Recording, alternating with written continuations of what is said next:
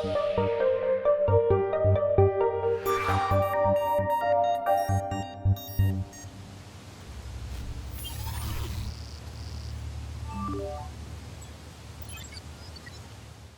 Monsieur Carèche, président, bonjour et bienvenue en cette semaine de webconférence internationale du Master Immobilier et Bâtiments Durables de l'École des Ponts ParisTech. C'est un grand plaisir et un grand honneur de vous accueillir aujourd'hui. Merci de nouveau d'avoir accepté l'invitation de Marjolaine qui est avec nous à nous rejoindre et participer et prendre sur votre temps aujourd'hui. Avant de vous donner la parole, permettez-moi de vous présenter en quelques mots, ainsi que le sujet de votre présentation. Vous êtes président du Conseil supérieur de la construction et de l'efficacité énergétique, qu'on appelle le CSCEE ou CSC2E en France. Et vous êtes également président-directeur général de Tonus Territoire à la Caisse des dépôts, sur lequel je reviens juste après. Vous êtes député de Paris de 1997 à 2017, membre de la Commission des finances, rapporteur spécial du budget du logement lors de la dernière législature. Vous avez été conseiller de Paris de 1995 à 2008, puis premier adjoint au maire du 18e arrondissement, puis adjoint au maire de Paris, chargé du Conseil de Paris et de la sécurité. Vous êtes conseiller régional d'Île-de-France de 92 à 97. Et à la fin de votre mandat parlementaire, en 2017, vous êtes nommé président-directeur général de la Foncière Publique Solidaire, qui est devenue Tonus Territoire. Cette filiale de la Caisse des dépôts investit aux côtés des bailleurs sociaux dans la construction de logements sociaux via des schémas d'usufruit locatif, social institutionnel. Vous avez été nommé récemment président du Conseil supérieur de la construction et de l'efficacité énergétique, le 10 novembre 2020 exactement, et votre propos d'aujourd'hui porte sur un sujet qui est au cœur de l'actualité et de l'actualité du CSC2E, la stratégie bas carbone dans le bâtiment à l'épreuve de la RE 2020, donc cette réglementation environnementale 2020, très ambitieuse, qui sur bien des points transforme le secteur de la construction et a donné lieu à un intense débat, notamment au sein du Conseil supérieur de la construction et de l'efficacité énergétique que vous présidez.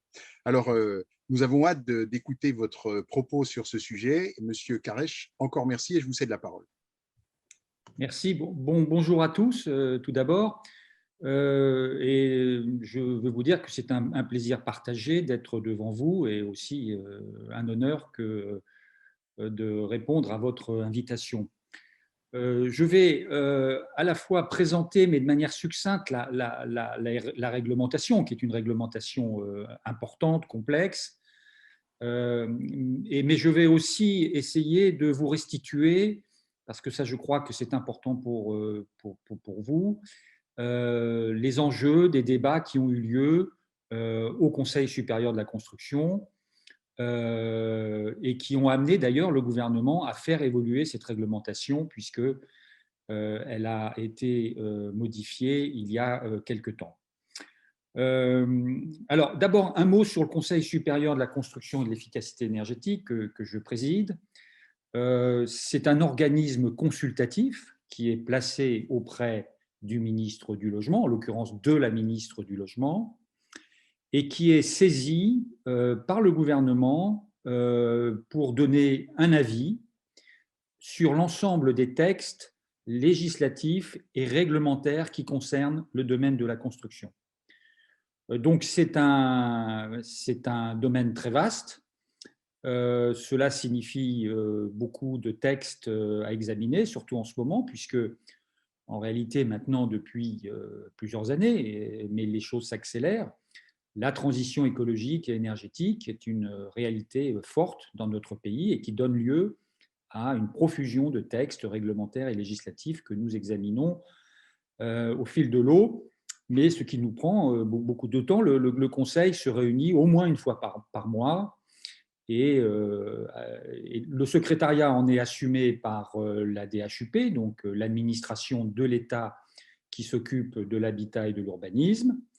Et ce conseil est composé de représentants professionnels. Donc, nous avons là toutes les grandes fédérations liées à la construction, de représentants de collectivités territoriales, de représentants d'associations, de parlementaires, et donc notamment Madame Migné-Millefer qui est ici présente en fait partie, et aussi de personnalités qualifiées.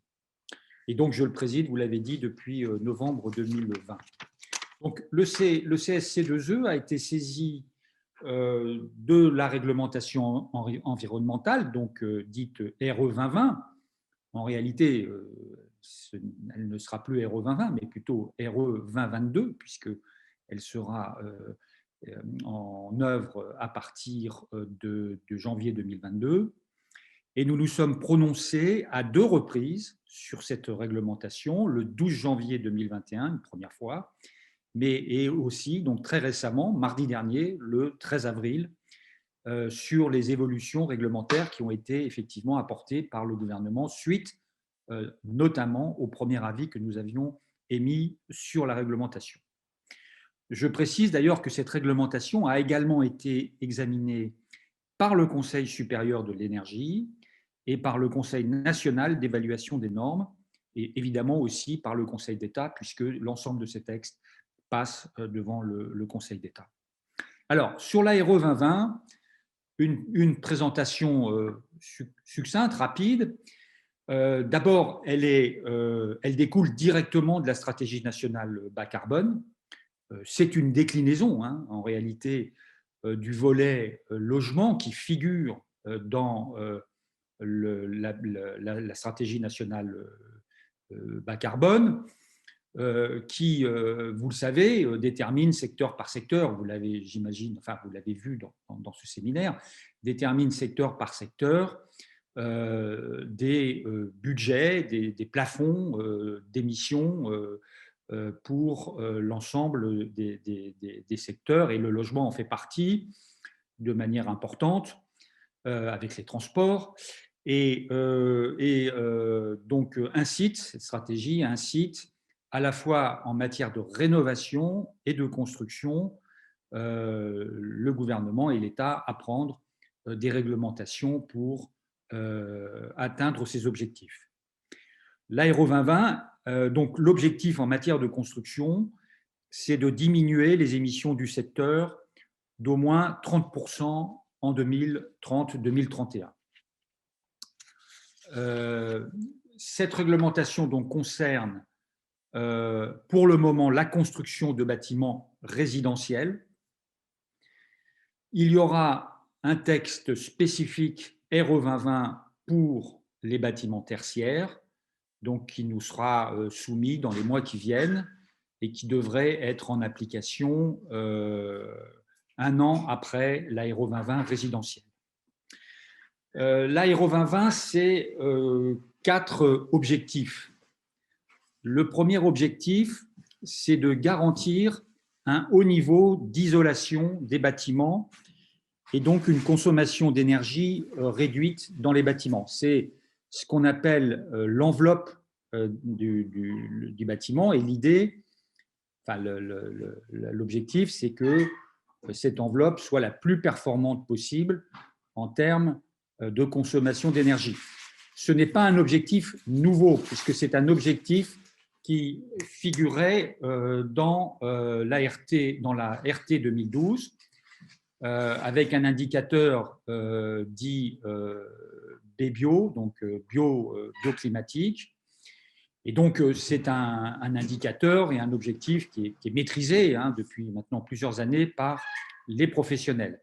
L'objectif de l'Aéro 2020, c'est, par rapport à la RT 2012, d'améliorer cet objectif de 30%.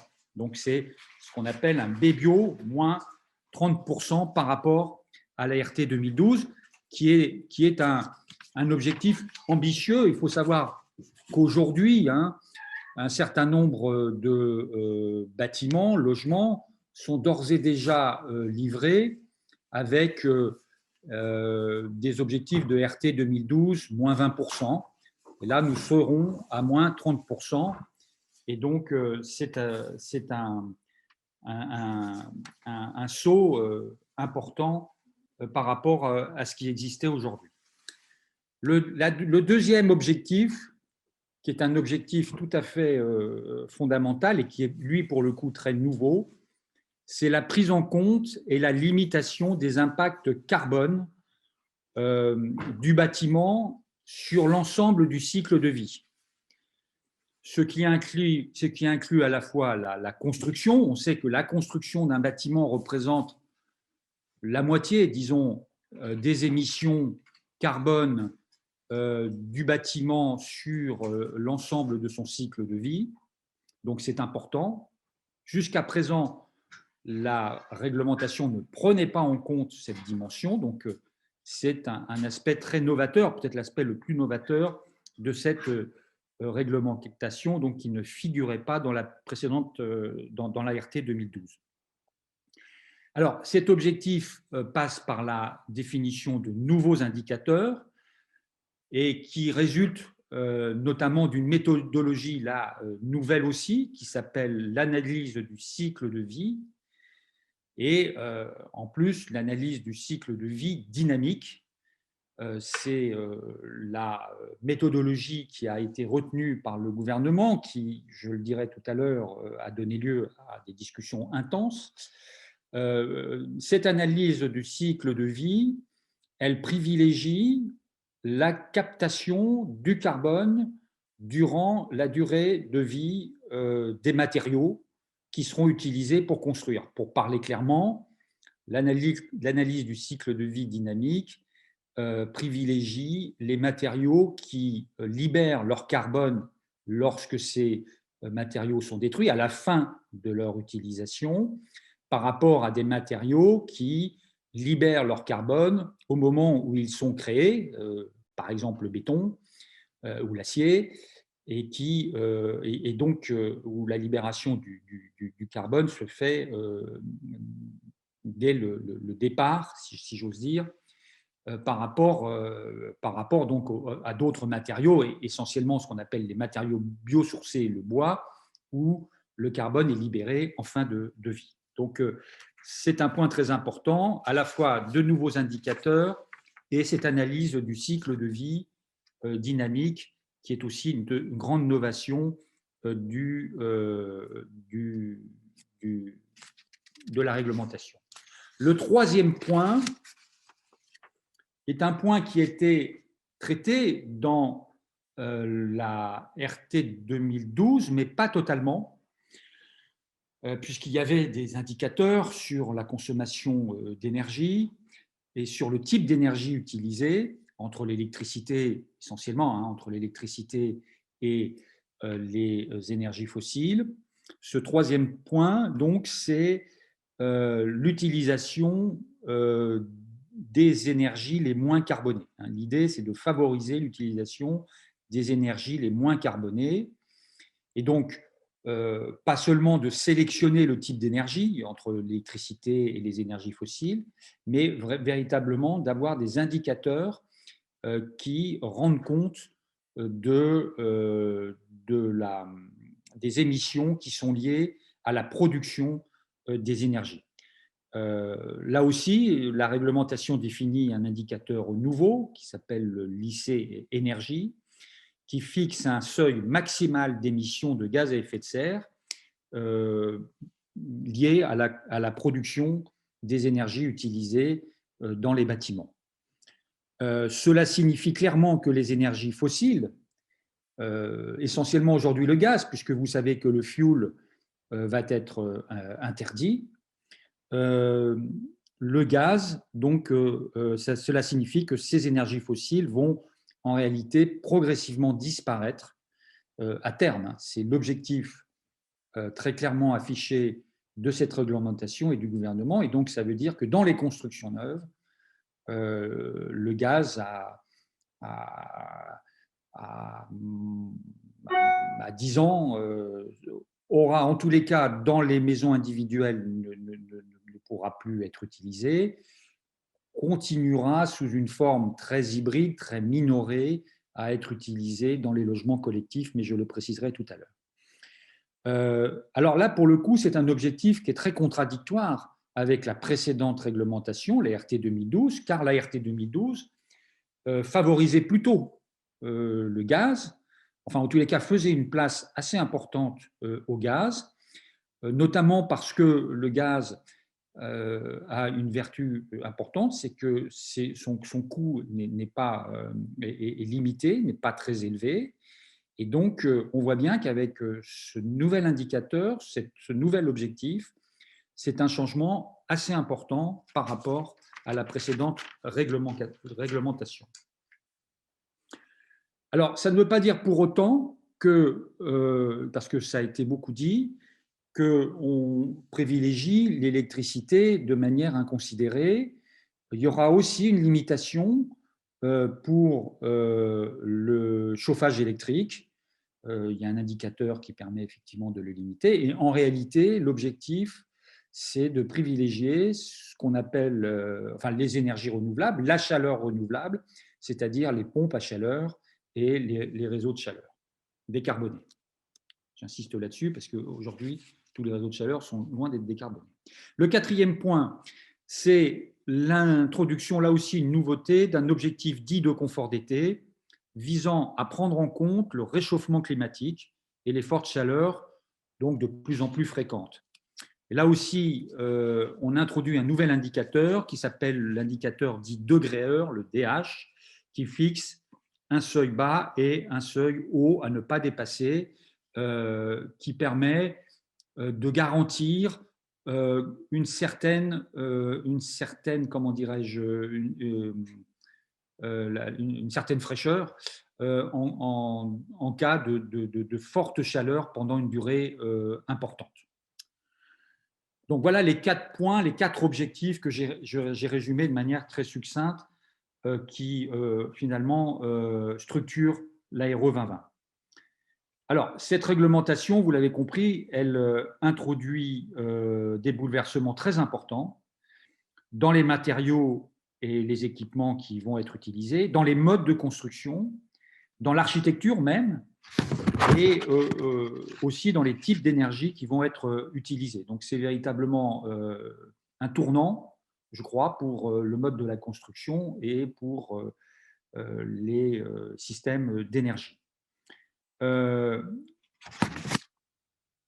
Alors, avec donc à la fois cette modification, hein, ce changement, mais aussi avec une autre conséquence, c'est aussi une conséquence sur les coûts de construction. Et ça a été un point sur lequel nous avons été extrêmement attentifs. Les coûts de construction devraient quand même évoluer de manière assez significative quand même. 4%, plus de 4%, donc à travers une étude que la DHUP nous a fournie, plus de 4% d'augmentation des coûts dans l'immédiat, et à terme, c'est-à-dire en 2031, plus 10% d'évaluation qui est faite par la DHUP des conséquences sur les coûts de construction de l'Aéro 2020.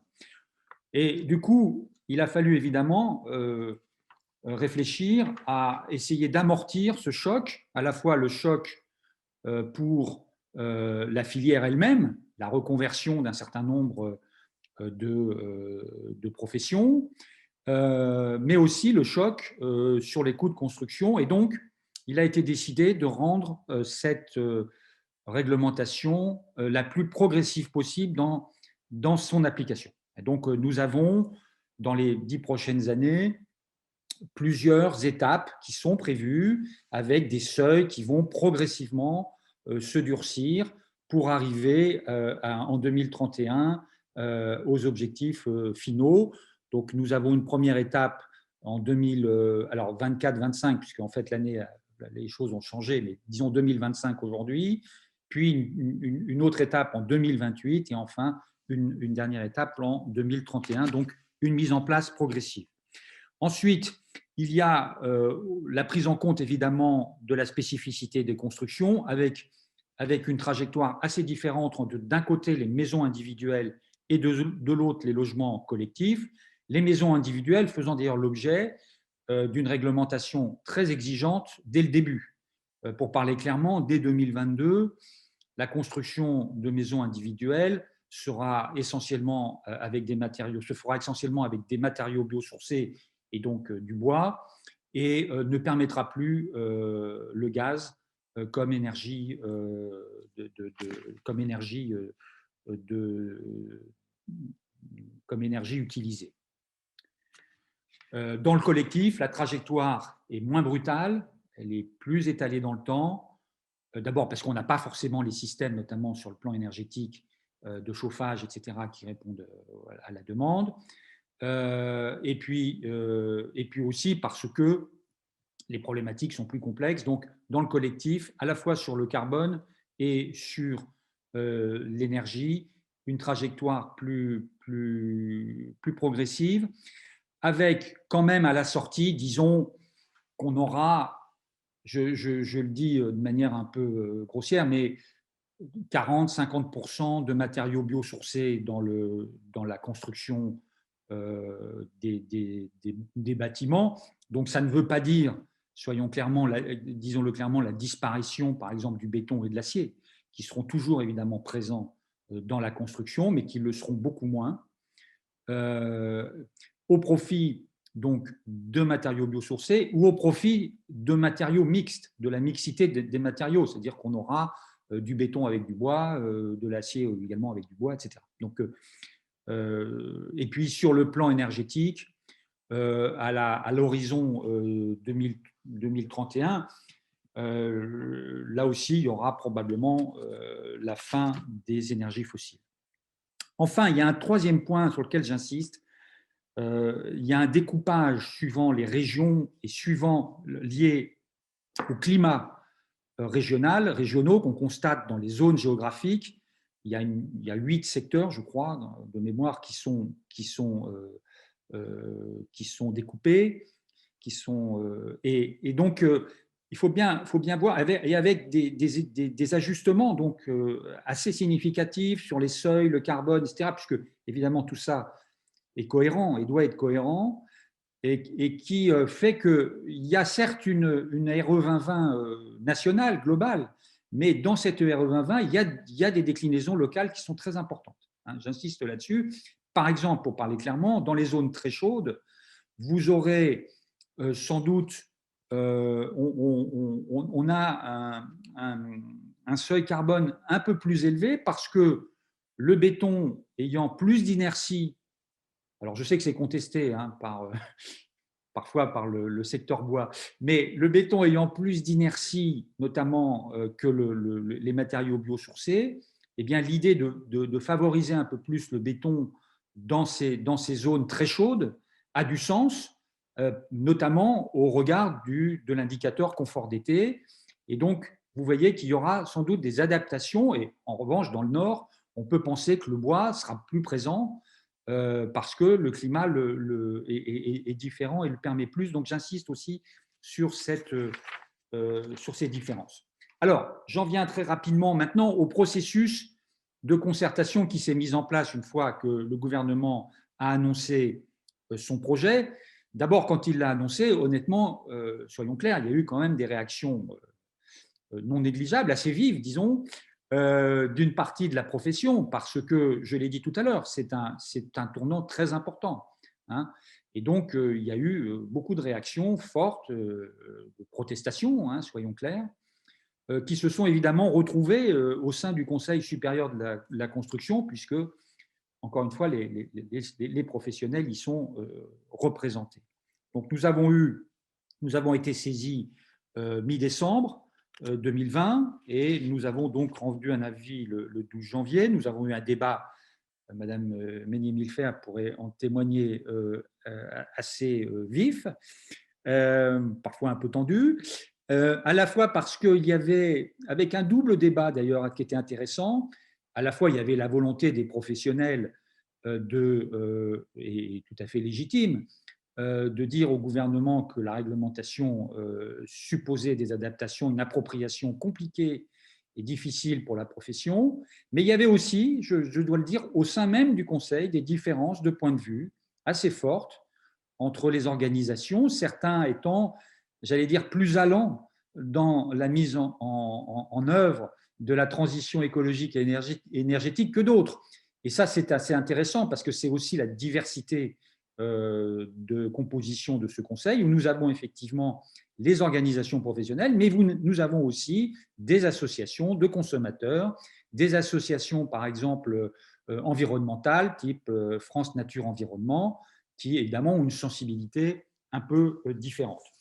Nous avons donc quand même donc nous avons élaboré un avis. Je vais vous en donner très rapidement les grandes lignes. C'est un avis conditionnel, c'est-à-dire que globalement, il donne plutôt quitus au gouvernement des objectifs qui sont dans l'Aéro 2020, mais nous avons repris un certain nombre de demandes qui étaient émises, notamment par les professionnels, avec la demande d'une progressivité plus importante, donc pour donner plus de temps à la filière pour s'organiser.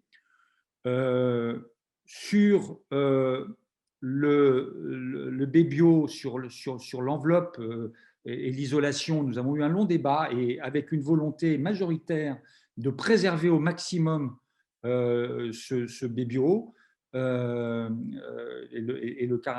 l'isolation nous semblait que c'était très important d'avoir des bâtiments bien isolés et de ne pas de ne pas affaiblir de manière trop importante la réglementation sur ce point. Je le dis parce que ça a été un débat très vif que nous avons eu. Sur le carbone, on a suggéré quelques ajustements sur les seuils, mais en fait, la discussion, elle a essentiellement porté sur l'ACV et sur le type d'ACV qui était proposé, donc l'ACV dynamique, avec quand même des interrogations, des réserves qui ont été exprimées, que nous avons repris dans l'avis, en considérant que cette méthode était certes intéressante. Il n'y a pas eu de mise en cause du fait qu'on puisse privilégier la captation du carbone, mais il y a eu quand même une interrogation sur le fait que nous considérions que cette méthodologie n'était pas à l'heure actuelle stabilisée.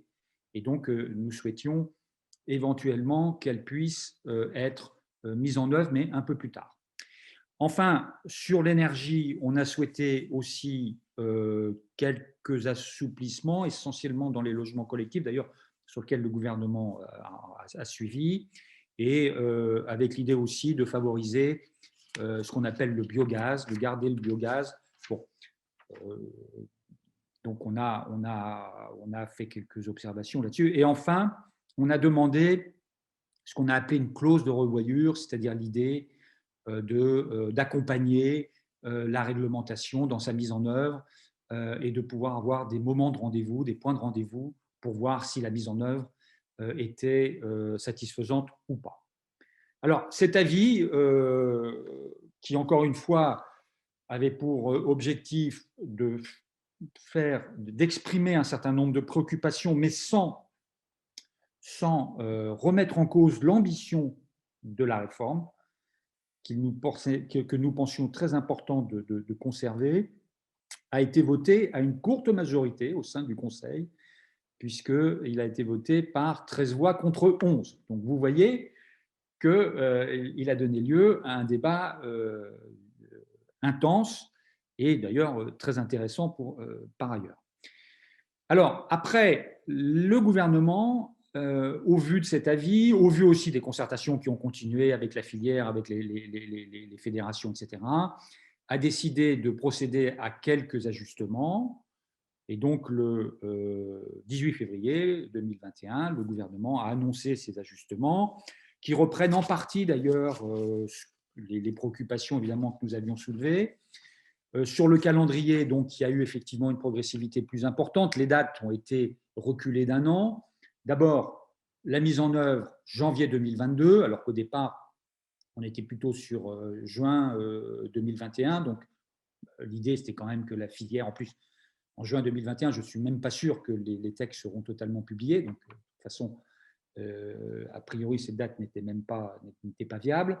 Donc, 1er janvier 2022, on est passé de 2024 à 2025, on est passé de 2027 à 2028 et 2030 à 2031. Et donc, on donne plus de temps quand même à la filière pour s'organiser et pour faire face, encore une fois, à ces changements, à ces bouleversements. Il y a eu quelques assouplissements, je ne vais pas rentrer dans le détail, à la marge sur les différents seuils, énergie carbone, construction carbone. En revanche, il n'y a pas eu du tout là où il y a eu une confirmation de ce que voulait faire le gouvernement, c'est sur la CV dynamique. Donc le gouvernement a clairement dit qu'il souhaitait garder cette méthodologie. Et non seulement la garder, mais il a annoncé qu'il allait engager un processus de normalisation au niveau national. Donc c'est une façon aussi de rassurer la filière pour lui dire que, évidemment, nous allons rentrer dans un processus qui garantira la méthodologie. Bon, la question, c'est que ça prend du temps, donc il va falloir le faire rapidement. Hein. Donc, il y a là un défi quand même pour arriver à ce que ce processus de normalisation puisse se dérouler très rapidement. Et puis, il a annoncé aussi qu'il porterait ce dossier, c'est la normalisation de cette méthodologie au niveau européen, dans le cadre de la présidence française de l'Union que la France assumera à partir de janvier 2022. Donc voilà les quelques les ajustements qui ont été faits. Et donc, nous nous sommes réunis à nouveau mardi dernier, le 13 avril, puisqu'il a été décidé de soumettre à nouveau la réglementation à l'avis du Conseil supérieur de la construction, considérant les ajustements qui avaient été décidés, et de manière très positive, le Conseil a donné un avis favorable à la majorité, avec une majorité là tout à fait nette, et surtout avec l'appui de ceux qui, en janvier, avaient voté contre, et donc qui, manifestement, se sont retrouvés dans cette RE 2020, j'allais dire, amendée. Ils ont d'ailleurs eux-mêmes, vous l'avez peut-être vu, publié un communiqué extrêmement positif ces derniers jours.